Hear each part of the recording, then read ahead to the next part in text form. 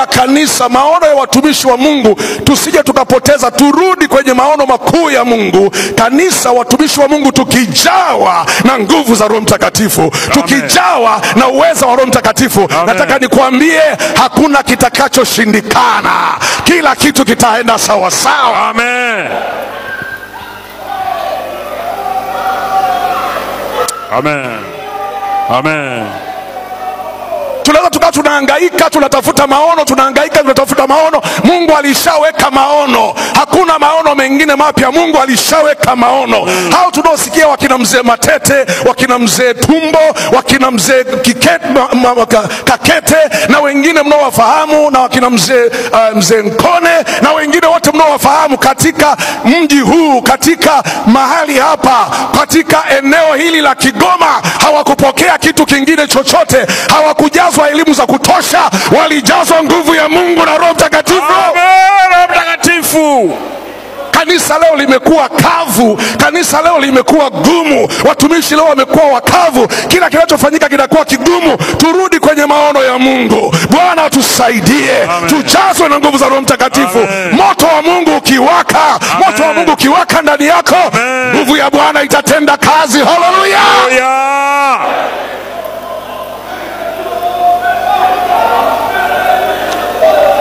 Hallelujah. Hallelujah. Tunaweza tukapoteza dira kama kanisa, tukapoteza mwelekeo, tukawa tuna mambo mengi sana, tusitokee. Ngoja nikwambie, napozungumzia mifupa ambayo Ezekiel alihubiri ni nguvu za Mungu, imeandikwa katika Wafalme wa Pili sura ya 13. Ukianzia mstari wa 20 mpaka 22 pale utaona Biblia inasema wakatoka Waisraeli kwenda kumzika mtu ambaye alikuwa amekufa. Wakati wameenda wanambeba yule mtu kwenda kumzika, huku nyuma wakaona askari maadui wanakuja.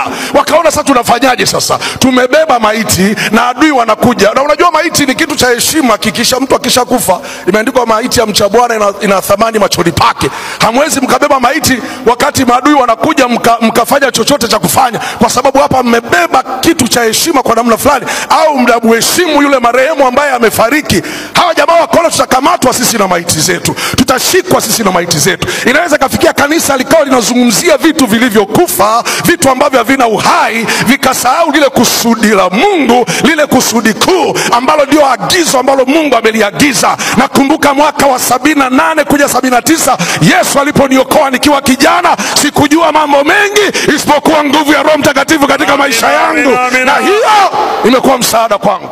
Leo kuna dini za ajabu mno.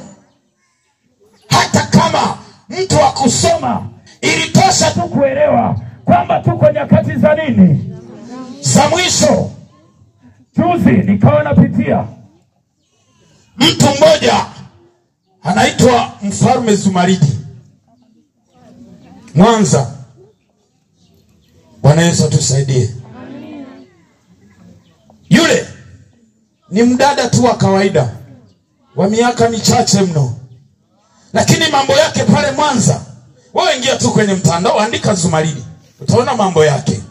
Ukiingia kwenye ibada zake, watu wanalala, anapita juu yake, msichana anapita juu yake. Lakini utalikuta hilo kanisa watu wamejazana, hawana hata ule ufahamu wa kimungu. Sikiliza nikwambie, maisha yenyewe tulionayo ni ya shida. Ni heri ung'ang'anie maisha ya wokovu. Na kwambia, kama Zakayo aliyekuwa ni tajiri, kiburi kilifika mwisho, iweje wewe mtu wa Ilagala ufanye kiburi unapoisikia Injili? Nikukaribishe jioni ya leo ya kwamba Yesu amekuja kwa wale waliokataliwa, kwa wale waliotengwa.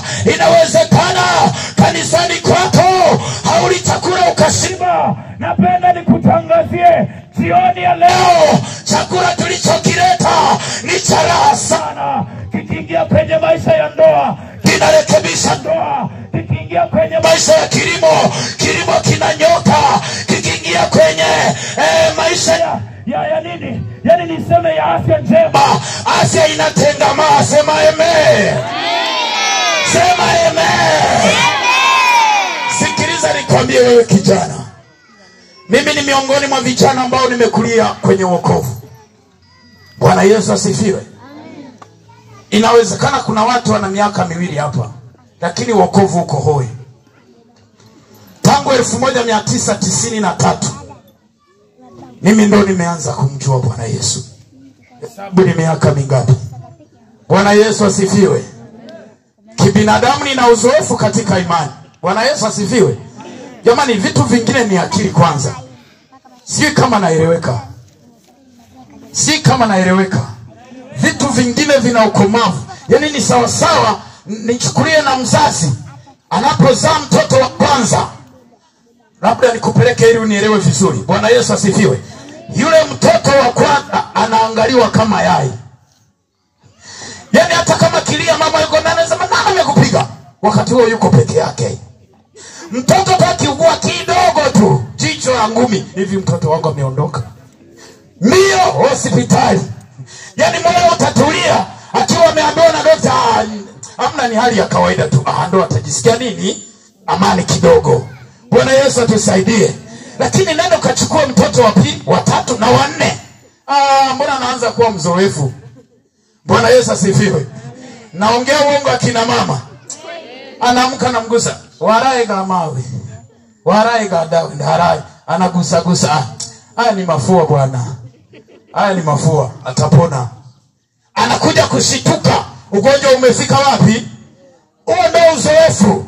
Sasa kuna watu katika imani wamekaa kanisani, wametulia kanisani, hamu na mwelekeo wa kumtafuta Mungu kwa mfano wa Zakayo hawana.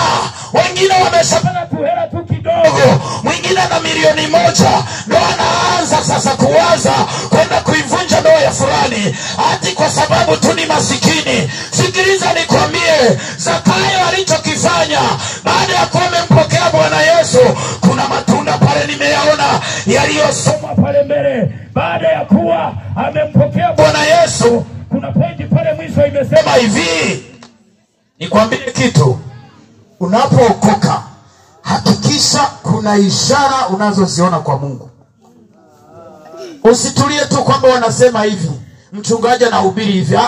Hakikisha kwenye ufahamu wako kuna vitu unavishuhudia kwamba Bwana ni mwokozi wa maisha yangu. Sikiliza nikwambie, kuna watu kwenye makanisa michango tu inawatoa kanisani. Nakwambia ukweli, amehama madini karibia 5 akidhani kwamba haya madini sasa yamezidi na michango. Nakwambia hata kama sio kanisani, tatizo ni ufahamu wako. Mbona kwa waganga wa kienyeji umetoa mara nyingi, nyumbani hata kuku hauli, lakini mbona umetoa mbuzi nyingi? Mbona penyewe haushituki? Bwana Yesu atusaidie. Huo unaitwa ni uchanga, lakini kinachokuja kunifariji, wakati Zakayo amekubali kwenda kwa Bwana Yesu, tunda la kwanza la wokovu lililopatikana kwake, anasema, mfalme, nusu ya mali yangu yote nawapa nini? Maskini. Kwa nini hakuachia kodi pale mapema? Lakini nusu ya mfalme, nusu ya utajiri aliyokuwa nao, kwa sababu amempokea Bwana wa maarifa. Na Biblia bado inaniambia kumcha Bwana ndicho chanzo cha nini? Cha maarifa. Akili kafunguka, akili kaona hapa nilinyanyasa watu, akasema kama mtu alikuwa ananidai, mimi nitampa zaidi. Bwana Yesu asifiwe. Bwana Yesu asifiwe. Ukisoma kwenye Torati, nadhani kitabu cha Kutoka, kwenye kipindi cha sheria, Biblia pale inasema kwamba kama mtu amefanya isivyo, saa nyingine amekuibia vitu viwili, atakapokwenda akabainika kwamba amekuibia, ilitakiwa ulipe mara 2. Bwana Yesu asifiwe. Kama umelipa kitu kimoja, ilitakiwa ulipe vitu vingapi? Hiyo ilikuwa ni Torati.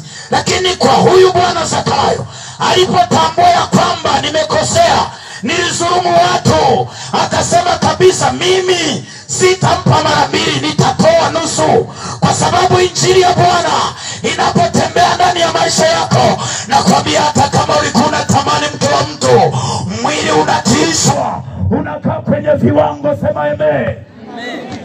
Sema amen. Sema amen. Sema amen. Sema amen.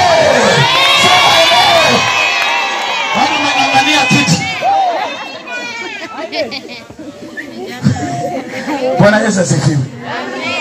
Bwana Yesu asifiwe. Wangapi wanamjua Mayele?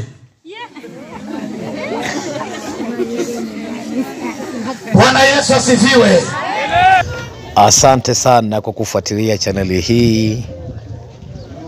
Usisahau kusubscribe, kushare na kucomment.